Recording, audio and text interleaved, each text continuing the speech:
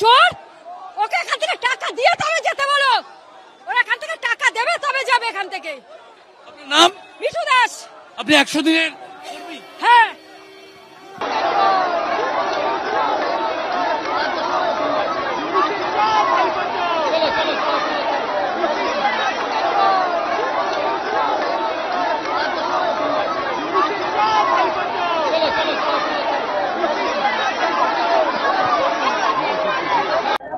যে ঘটনা ঘটেছে সেটা ওনারাও নিশ্চয়ই বুক ঠুকে বলতে পারবেন না যে ওটা ইচ্ছাকৃত কোনো ঘটনা।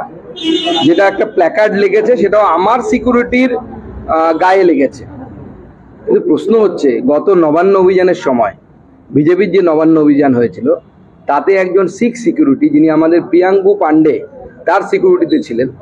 কলকাতা পুলিশ, তার ছবি আছে, ভিডিও আছে, তার পাগড়ি খুলে শিখ ধর্মে যেটা অপরাধ এবং তার চুলের মুঠি ধরে নিয়ে যাচ্ছে। আজকে আমাদের কর্মীরা সেই ছবি দেখিয়েছে। তার পরিপ্রেক্ষিতে কিন্তু তারা কোনো উত্তর দিতে পারেনি। অতএব আজকের যে আন্দোলনটা, সেই আন্দোলনটা কি আদৌ ধর্মীয় আন্দোলন ছিল, নাকি তৃণমূল কংগ্রেসের বলে দেওয়া আন্দোলন ছিল, নাকি বাংলা থেকে একজন বাঙালি মন্ত্রী হয়েছে বলে তাকে যেমন তেমন প্রকারেরও বাঙালি বলে তাকে বাঙালির এই অজুহাতে সরাতে হবে? নন বেঙ্গলিদের কোনো চক্রান্ত ছিল নাকি, রাজ্যের বাইরের নন বেঙ্গলিদের? তা সেটাও একটু ভেবে দেখা দরকার। ভগবত মান টান এরা আছেন নাকি এর মধ্যে, যে একজন বাঙালিকে যেমন করে কেন্দ্রের মন্ত্রিসভা থেকে সরাতে হবে? আজকে আপনি রাজভবনে যাচ্ছেন, সামগ্রিকভাবে সারাদিন পর বজবজের যে ছবি দেখা গেল একজন কেন্দ্রীয় প্রতিমন্ত্রীর নিরাপত্তা, এবং এসপি কে যখন প্রশ্ন করা হলে এসপি একেবারেই চুপ, কিভাবে দেখছেন? এসপি কে তো জাহাঙ্গীর খান বললে পরে তবে সে কথা বলবে। জাহাঙ্গীর খান বললে পরে উনি বাথরুমে যান, জাহাঙ্গীর খান বললে পরে উনি খান। অতএব এই এসপির কাছ থেকে তো এর থেকে বেশি কিছু আশা করা যায় না। আমার ভাবতে অবাক লাগছে, আমার শুধু কালকে মমতা বন্দ্যোপাধ্যায়ের প্রেস কনফারেন্সের মুখটা মনে পড়ে যাচ্ছে, যে মমতা বন্দ্যোপাধ্যায় কোন মুখে প্রেস কনফারেন্স করছিলেন কালকে গণতন্ত্র নিয়ে। আজকে গণতন্ত্রের রূপ গোটা ভারতবর্ষ দেখলো। গোটা ভারতবর্ষের সব টিভি চ্যানেল দেখাচ্ছে যে পশ্চিমবঙ্গের গণতন্ত্র, এটা হচ্ছে পশ্চিমবঙ্গের গণতন্ত্র, এবং পুরোটা তৃণমূল কংগ্রেসের করা, পুরো সাজিয়ে নিয়ে আসা হয়েছিল। যারা এসেছিল আমি গ্যারান্টি দিয়ে বলছি তারা কেউ 100 দিনের উপভোক্তা নয়। ওদের মধ্যে 50 জনকে খুঁজে দেখাতে পারবে না, যে 10 জনকে খুঁজে দেখাতে পারবে না যারা 100 দিনের কাজ করে। মাথায় ইচ্ছে করে গেরুয়া টিকা লাগানো হয়েছিল, যারা কোনোদিনও গেরুয়া পড়ে না, গেরুয়াকে অপমান করে, হিন্দু ধর্মকে গালিগালাজ করে, এবং তারপর যে অশ্রাব্য ভাষায় আমার মা বাবাকে গালিগালাজ করা হয়েছে। আর তৃণমূলের পারফেক্ট ম্যাচ। মনেই হচ্ছিল যে এরা তৃণমূলের সম্পদ। এইরকম সম্পদ তৃণমূল ছাড়া কোথাও থাকতে পারে না। ওবিসি সংরক্ষণ নিয়ে স্থগিতাদেশ থাকার পরও ভর্তির পোর্টাল রাজ্যের উচ্চশিক্ষা দপ্তর তারা চালু রেখেছে। এর বিরোধিতা করে আদালতে বিক্রম বন্দ্যোপাধ্যায় তিনি কি মামলা দায়ের করেছেন। কন্টেম্প অফ কোর্ট হওয়া উচিত, ব্রাত্য বসুকে জেলে পাঠানো উচিত কোর্টে। কোর্ট আবার বলেছে যে এখানে হয়েছে। চলো, বলছেন হাফ প্যান্ট, আমি তো হাফ প্যান্ট পরে থাকি না। দুঃখের বিষয় হচ্ছে 11 সালে 6 জন হাফ প্যান্ট মন্ত্রী ছিল, যদি আমি হাফ প্যান্ট মন্ত্রী হই। এমনকি মমতা বন্দ্যোপাধ্যায় নিজের জীবনের প্রথম দিকের হাফ প্যান্ট মন্ত্রী ছিলেন, যদি উনি আমাকে হাফ প্যান্ট মন্ত্রী হাফ প্যান্ট মন্ত্রী।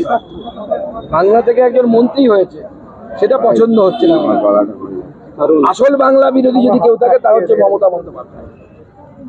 বাংলা মদ ছাড়া অন্য কোনো কিছুকে উনি ভালোবাসেন না, কারণ ওটা বিক্রি হলে ওনার কামাই হয়, সরকারের কামাই হয়।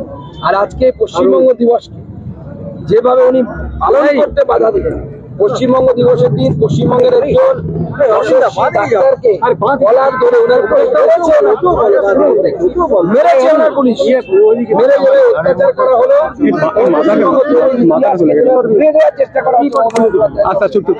সময় আসছে, জনতা প্রত্যেকটার হিসাব। আর সেই দিন আসছে যেদিন অভিষেক বন্দ্যোপাধ্যায়ের বাড়ির সামনে হাজার হাজার মানুষ দাঁড়িয়ে থেকে বলবে তুমি ওই বাড়ি থেকে বেরো, ওরা জনগণের বাড়ি, জনগণের দখল। ওই চিকিৎসক আতঙ্কে ভুগছেন, উনি ভাবছেন যে মেডিকেল কাউন্সিলের চিঠির পর নতুন কোনো ব্যবস্থা নেওয়া হতে পারে, আতঙ্কে ভুগছেন। উনি এখানে তো চিকিৎসাই করেন না চিকিৎসক হিসেবে, তো কোথা থেকে আতঙ্কে ভরবে? মেডিকেল কাউন্সিল তারই উপরেই কাজ করতে পারে। মেডিকেল কাউন্সিল হচ্ছে MCI, medical council of India. ইন্ডিয়ার বাইরে যিনি ডাক্তারি করেছে তার উপরে কি স্টেপ নেবে? মেডিকেল কাউন্সিল তো সব ডাক্তারবাবুরা না, কিছু ডাক্তারবাবু তো তৃণমূলের গুন্ডাতে পরিণত হয়েছে। কুকুরের ডায়ালাইসিস করায় আর বাদ বাকি ভোটের সময় মারামারি করে, ছাপ্পা মারে। ডাক্তারবাবুদের ভোটে ছাপ্পা পড়ে। সন্দীপ ঘোষ, MCI এর আর একটা লিডার, সে তো জেলের ভেতরে। সুকান্তদা আজকে মুখ্যমন্ত্রী বারে বারে গণতন্ত্র বলে, এটা কি গণতন্ত্র নিদর্শন? মুখ্যমন্ত্রী যেভাবে পুলিশকে এখন সাধারণ কর্মীকে ভয় দেখানোর জন্য এটা চেষ্টা করা হচ্ছে।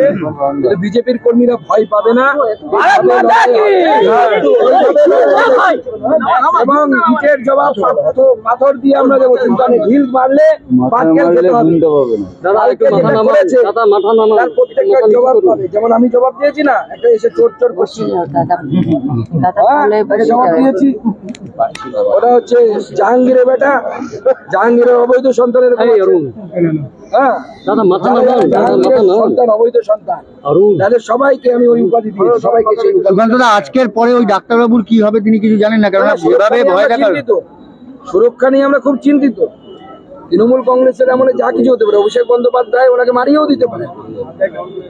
আমি বলছি, পরিষ্কার বলছি, ইন ফ্রন্ট অফ ক্যামেরা বলছি, অভিষেক বন্দ্যোপাধ্যায় ওনার প্রতিবেশীর সাথে কি ধরনের আচরণ করতে পারেন আপনাদের সকলের আইডিয়া আছে, আমারও আমরা সেই জন্য ওনার নিয়ে চিন্তিত। আশা করবো বিশেষ করে রাজ্যপালের কাছে আমরা আবেদন জানাবো এই ডাক্তারবাবুর সুরক্ষার ব্যবস্থা করার জন্য, ডিজিকে বলে এই ডাক্তারবাবুর জন্য সুরক্ষার ব্যবস্থা করা।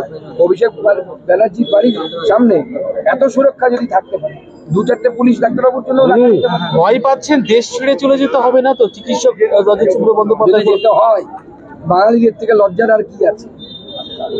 বাঙালি তখন দেখতে পাচ্ছে বাংলাদেশি নাগরিকদেরকে ভারতে টেনে এনে আনছে মমতা বন্দ্যোপাধ্যায় ভোট ব্যাংকে।